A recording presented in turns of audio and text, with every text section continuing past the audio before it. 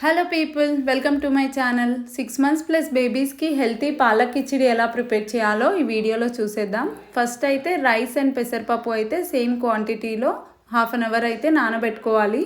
దాంట్లోనే మంచిగా వాష్ చేసిన పాలకూర అండ్ కొంచెం మిరియాల పౌడర్, నెయ్యి, జీలకర్ర అండ్ పసుపు అయితే యాడ్ చేసుకుంటున్నాను.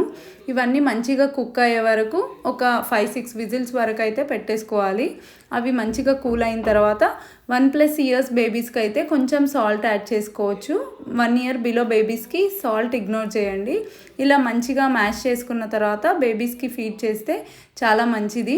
మంచి డైజెషన్కి, ఇమ్యూనిటీ బూస్టింగ్కి అండ్ వాళ్ళ హెల్త్కి అయితే చాలా మంచిది. పాలకూర వల్ల చాలా హెల్త్ బెనిఫిట్స్ ఉన్నాయి కదా.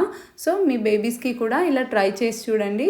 వీడియో హెల్ప్ఫుల్ అనిపిస్తే please do like, share and subscribe to my channel. Thanks for watching. Bye bye.